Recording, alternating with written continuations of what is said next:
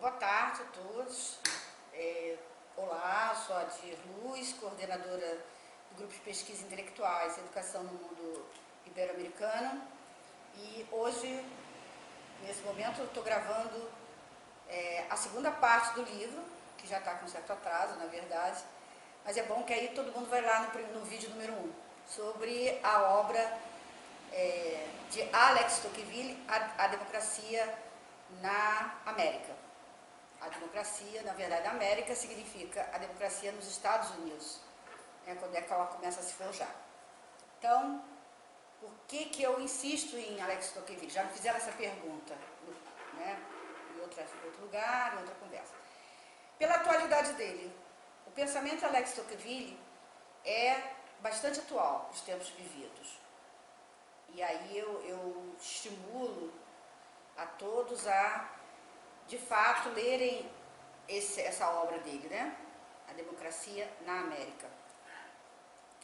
E ele não é somente um historiador, um sociólogo, um cientista político, ainda que ele seja, às vezes, cunhado por um desses três aspectos, três áreas de conhecimento, ou três aspectos, ou junto, ou de uma forma junta. Ele não é simplesmente, não é somente uma coisa ou outra.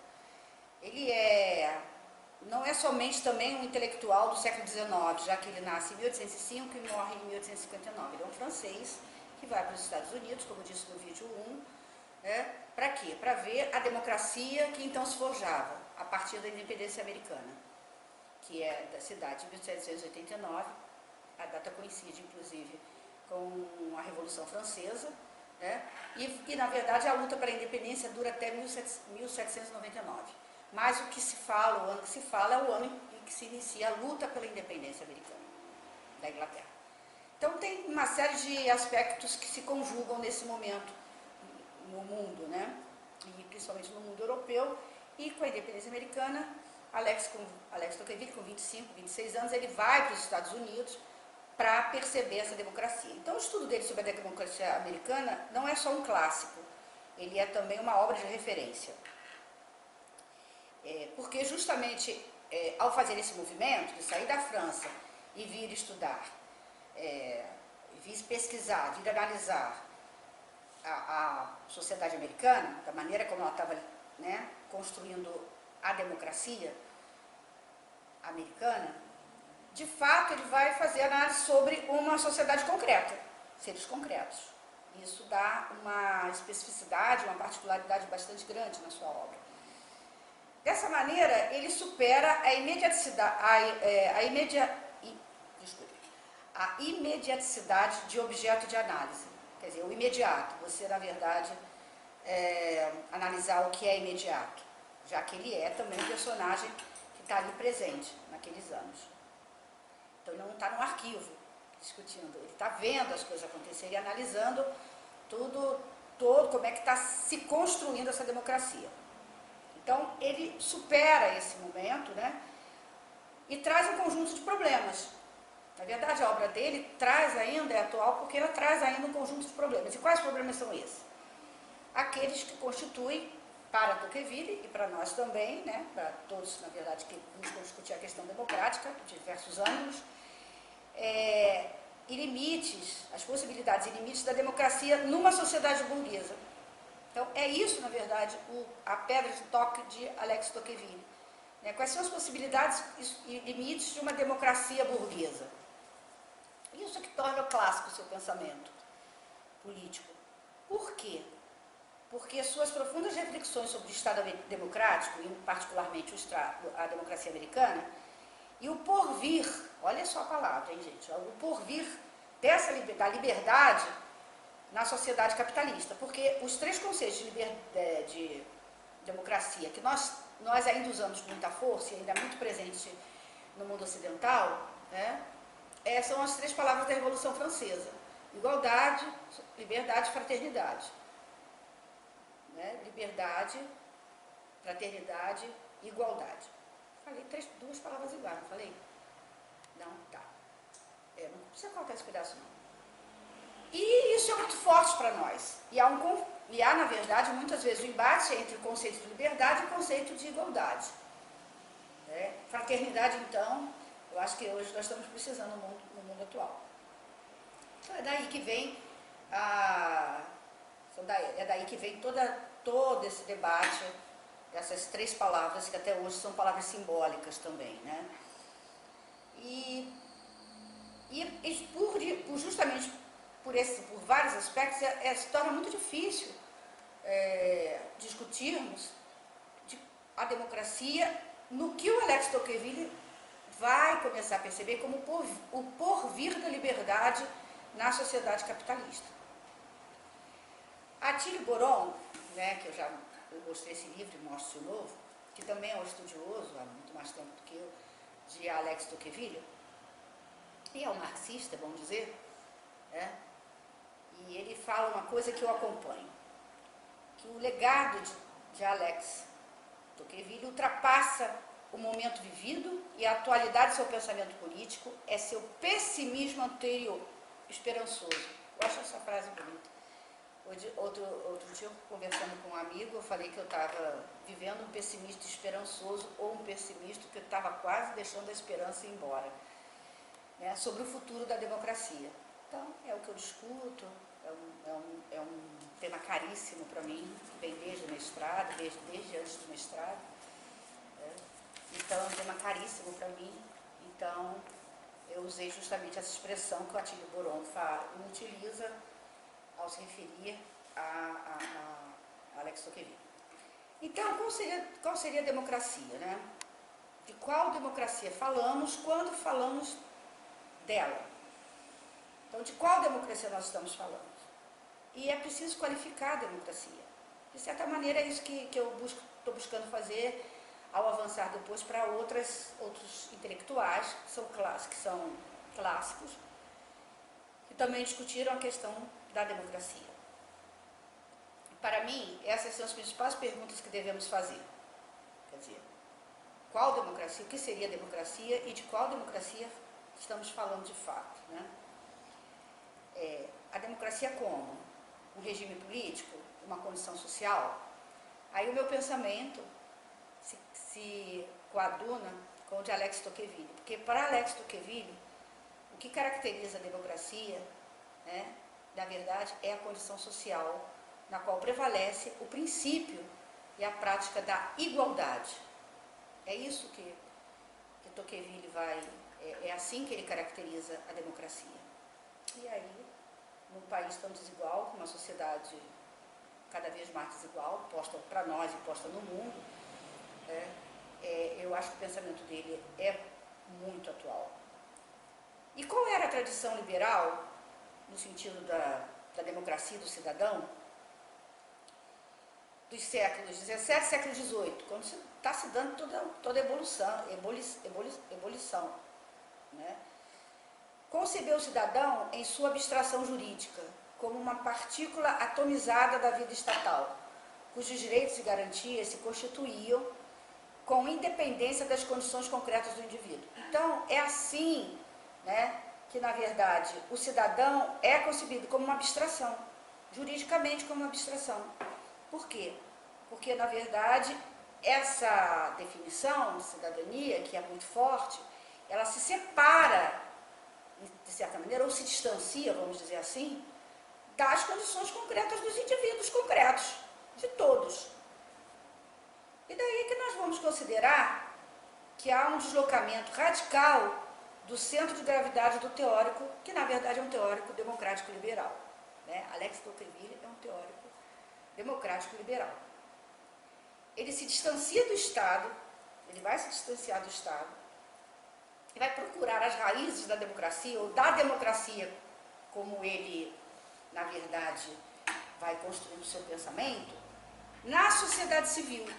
Isso não se dá à toa, nós nunca podemos esquecer que ele é de certa maneira, ele é um filho do velho regime, né, na França, do ancien regime, né, do velho regime, que é derrubado durante a Revolução Francesa. Então ele nasce em 1805, tendo seus avós morridos, tendo seus pais sobrevivido porque Robespierre é morto, né? Ele, na verdade, é alguém, eu diria assim, de dois mundos. mas ele em nenhum momento ele defende a volta do antigo regime. O que ele quer, na verdade, é perceber as fragilidades do regime que então se colocava. Mesmo assim, Tocqueville maximiza, de certa forma, o igualitarismo americano. Ele percebe a questão da conquista do Oeste com o massacre dos indígenas, ele fala sobre isso, né? Culturas e culturas sendo destruídas, sendo mortas, desaparecendo. Ele vê a questão dos negros do sul, né, americano, como eram tratados por aqueles, né, grandes, vamos chamar assim, né, grandes donos de terra, plantação de algodão, plantação de tudo, como eram tratados como escravos, né, como ainda havia uma grande aristocracia, como o comportamento e o pensamento eram muito aristocráticos. Então ele percebe isso. Mas ele, de certa forma, ele maximiza. Ele diz que aponta para a igualdade, ainda que tenha que ele perceba essas... Então, esse pensamento e esse olhar que vai fazer com que o intelectual tenha uma advertência, através de várias frases dele, vai advertindo. E ele diz a seguinte frase: a tirania pode, então, se vestir de roupagens democráticas. Então você pode estar dizendo que está numa democracia, mas na verdade as práticas são de tirania. Além disso, ele aponta, mas não chega tão longe nessa análise. Então ele aponta essa análise, mas ele não chega tão longe nela. Porém, nós não podemos deixar de acreditar a esse intelectual tão jovem ter aberto esse caminho, que depois será, de fato, percorrido por Marx em sua crítica da política. A importância de Tocqueville é inegável nesses tempos, neoconservador que nós estamos vivendo, ao estilo de Friedman, ao estilo de Hayek, que nós retomam a cena política. Então, Tocqueville, inegavelmente, o pensamento dele é muito importante para nós. Quais são as consequências desse caldo, né, onde vai se forjando essa democracia democrático-liberal no nome, mas que é tirânica e pode se tornar despótica na prática? A consequência é o que nós estamos vivendo. O individualismo, que é uma característica da democracia burguesa, né, o elogio ao individualismo, né, por que, na verdade, uma criança tem um sucesso na escola e por que ela fracassa? A culpa é dela. É muito comum isso, né? Quer dizer, culpabilizar a vítima, como se costuma mais ou menos falar. Então, o individualismo dá lugar a um apego exagerado pelos bens materiais e conforto pessoal. E isso, realmente, nós estamos vivendo um momento de maximização que eu acho que ainda vai aumentar, tá? Justamente disso, né? Desse apego ao conforto pessoal. E isso vem através das mídias, vem através hoje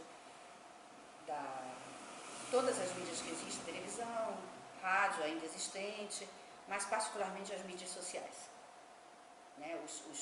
As propagandas que eu recebo, por exemplo, não sei como entram no meu Facebook, são atrozes, né? São assim, velozes, né? E bem, desde que o quanto eu quero ser bonita, até como é que a gente faz para conquistar um homem, não sei por que tem que ser um homem, mas é um homem e nunca mais nós vamos ser a pessoa mais importante da vida dele. Isso é cobrado.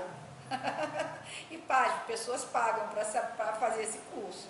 Eu já recebi vários, mandei excluir essa coisa da minha página pessoal. Mas existe. Dietas, compras, né? Até esse tipo na verdade, propaganda, né? Na verdade, propaganda. Fique feliz para sempre, né? Seja feliz para sempre. Enfim, esse tipo de propaganda está sendo vendido, né? A felicidade, a conquista do amor, a conquista de estar bem, a conquista de ser o melhor, a conquista do que você desejar comprar, tudo isso está sendo veiculado. Tudo isso está sendo veiculado e está sendo maximizado. O cidadão, se ainda podemos chamar de cidadão, né? Que também é um outro conceito complexo, paga, para mim, um preço muito alto. Muito alto. Conformismo, apatia, despolitização e moral religiosa em si. Quando eu falo moral religiosa em si e despolitização, eu venho escutando cada vez mais pessoas dizerem o seguinte: eu não quero discutir política, eu não quero falar sobre política. No entanto, ao fazer isso, isso é um ato político. Né? Olha, eu estou bem, tenho emprego, tenho isso, tenho aquilo, então estou indo, eu estou indo, eu estou indo. Essas são frases que eu tenho escutado e tenho anotado de diferentes pessoas, em diferentes lugares. Isso é a despolitização, né? A busca sofredora de um Estado, de uma sociedade que não é real. Isso é a despolitização. E a moral religiosa, em si, não é a questão da fé. É a questão do número cada vez maior de igrejas das mais diferentes denominações e de grupamentos das mais diferentes denominações que são muito procurados pelas pessoas. E, historicamente falando, toda vez que as religiões ascendem, ou os grupos religiosos ascendem, é porque há um grande sofrimento social. Então, a busca pela paz, paz interior, paz na sua vida, né, ela se torna extremamente, te exige muito, então você busca qualquer caminho. E um dos caminhos que se dá quando se forja esse tipo de sociedade é conformista, apática, despolitizada, negando a política, e como se a política fosse uma coisa suja, né, em si também. E aí isso já é, como eu falei ainda há pouco, um ato político, e é a questão da moral religiosa, e as religiões. Então, porque tem todas, cada uma tem uma moral, e cada um vai te apresentar um jeito moral de agir. E esse jeito de moral te dará algumas coisas, inclusive quando você está ali, aquilo que procura tranquilidade pessoal. Outro aspecto que Tocqueville vai falar é sobre a hipertrofia burocrática. Esse jovem, ele vai percebendo como a burocracia, no capitalismo burguês, como ela serve àquilo que o capitalismo deseja, né, em nome do capitalismo. Mas ele não avança muito nessa perspectiva. De fato, ele dá os primeiros passos, mas quem vai avançar profundamente nessa discussão, tempos depois, é Marx e Engels, ao discutirem a burocracia no capitalismo moderno. São eles que vão desbravar com profundidade essa temática. Mas é Tocqueville quem aponta, né, num primeiro momento. Então, de fato, uma nova escravidão se forja. A moderna forma despótica não se dirige aos corpos, mas às almas. Página, isso é de Tocqueville, não é meu. Ele fala isso, né, na primeira metade do século XIX, do século XX. Então ele fala isso. Isso são palavras que tem no livro, né, como uma nova escravidão, uma escravidão de outro tipo vai se construindo, atingindo as almas. Alma aí é maneira de ser, maneira de pensar, maneira de sentir, maneira de amar, né? Maneira de te aprisionar a determinados aspectos da vida social. Esse movimento, na verdade, ele se consolida quando nós naturalizamos essas formas que, na verdade, são formas de aprisionamento. Mas são formas de aprisionamento utilizadas pela democracia burguesa e no capitalismo, porque, de fato, elas são não só mais palatáveis, como são também mais tranquilas de serem aceitas pela sociedade. Quem não quer um carro de última geração? É difícil você se desprender dessas coisas. Mesmo quando a sociedade está te mostrando, quando a vida social está te mostrando, quando o mundo está te mostrando que a desigualdade aumenta cada vez mais. Mas há um desejo, porque isso é muito colocado o tempo todo para você. Em outdoor, né? Em programas televisivos, em sites na internet, em blogs, né? em canais, em propagandas, como eu falei anteriormente. Então, é muito mais, é apaziguador. É uma outra forma de escravidão, talvez seja mais cruel. Né? E aí eu vou ler, para terminar, né, o que diz Tocqueville sobre essas novas formas, essa nova forma de escravidão. Ele diz precisamente o que eu vou ler. Cadeias e verdugos eram os instrumentos que empregavam então a tirania do antigo regime. Mas nos nossos dias a civilização aperfeiçoou até o despotismo, que parecia não ter mais nada para prender. Os príncipes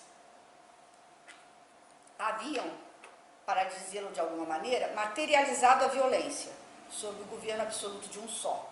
Os governos absolutistas, né, os reis. O despotismo, para chegar à alma, feria grosseiramente o corpo. Porém, a alma, escapando de seus golpes, se elevava gloriosa por cima dele. E aí a história está repleta de mortes de forma atroz, pessoas foram mortas de forma atroz, mas que de fato não deixaram os seus corpos maltratados, morrendo. Eles não foram firmes nos seus ideais de luta e de igualdade, né? de igualdade. E aí termina Tocqueville. Mas nas repúblicas democráticas não procede desta maneira a tirania. Deixa os corpos e vai direto à alma. Então, se estamos vivendo um novo momento civilizatório, como muitos têm falado, e eu mesmo tenho falado, novas formas de lidar de viver socialmente, com novas ferramentas de controle e disciplina, devemos interrogar a nós mesmos, isso é meu, do quanto já não estamos tomados por novas formas de escravidão, por quanto nós já não naturalizamos novas formas de escravidão. Dentre essas formas de escravidão, nós podemos citar a tecnologia. E eu, de forma alguma, sou contra o avanço da ciência em todas as áreas. Mas o que cada vez mais eu percebo nos homens concretos, homens e mulheres concretos na sociedade concreta, é que a tecnologia, nós não a estamos dominando, ela nos está dominando.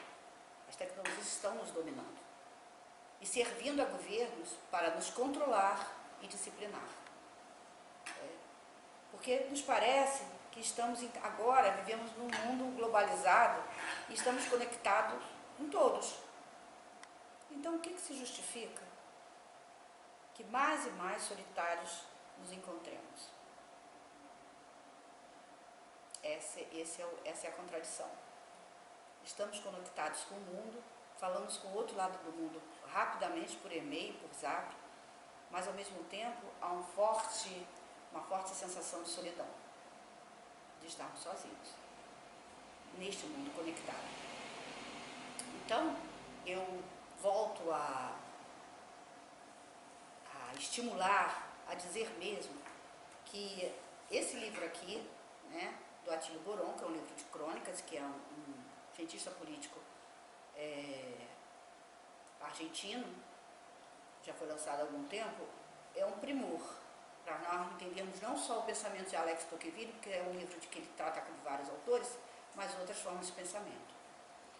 Para adentrarmos e lermos Tocqueville, eu indico esse livro que, na verdade, eu fiz um apanhado dos principais aspectos que ele traz, que é a democracia na América.